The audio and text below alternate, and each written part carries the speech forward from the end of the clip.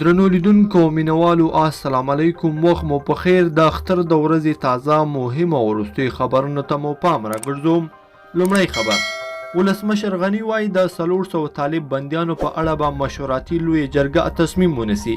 ولسمشر غني د لوی اختر له لمانځه وروسته ولسمشرۍ ماڼۍ کې په خپل اختریز پیغام کې وویل د اختر تر 4مې بعد د طالبانو هغه 1500 نور بندیان خوشي کړي چې د طالبانو ورکړل شوي نوملړ کې نشته. خو د طالبانو ورکړل شوي نوملړ کې 400 داسې بندیان شته چې د هغوی په اړه باید جوړیدونکې مشوراتي لویه جرګه پریکړه وکړي. نوموړي وویل د طالبانو د 1500 خوشي کېدونکو بندیانو کې د ولایتونو او قومونو ترتیب په پام کې نیول شوی دی. دوهم خبر، د افغانستان د علومو اکاډمۍ په رسمي توګه د هیواد پیاوړي او نامتو شاعر سلیمان لایق د مړینې خبر ورکړی دی. سلیمان لایق د علومو اکاډمۍ پخوانی مشر او اوسنی سلاکار و. نوموړی د اوږدو مودې راهیسې د جرمني په یو روغتون کې بستر و چې نن یې په روغتون کې ساه ورکړې ده. دریم خبر، قریشي وایي د چمن پیښې په اړه به له افغان چارواکو سره خبرې وکړو.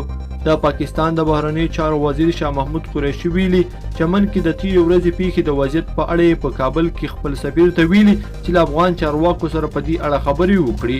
د راپورونو له مخې ویل کېږي نن هم لاریون دوام لري او د پاکستاني ځواکونو او لاریون کوونکو ترمنځ نښته کې 6 تنه نور هم ټپیان شوي دي. څلورم خبر، ولسمشر غني نن د اختر تر لمانځه وروسته کابل ښار کې د پولیسو د 8مې امنیتي حوزې څخه لیدنه وکړه. ولسمشر غني د پولیسو له منصبینو سره د اختر مبارکۍ ترڅنګ د یادې حوزې د کارونو ارزونه هم وکړه. پنځم خبر، لوګر کې موټر بم چاودنې 80 کسانو ته مرګ ژوبله اړولې ده. تېره شپه د لوګر مرکز په عالم ښار کې د ولایت مقام ته نږدې د موټر په وسیله د شوي چاودنې له امله 80 کسانو ته مرګ ژوبله اوښتې ده.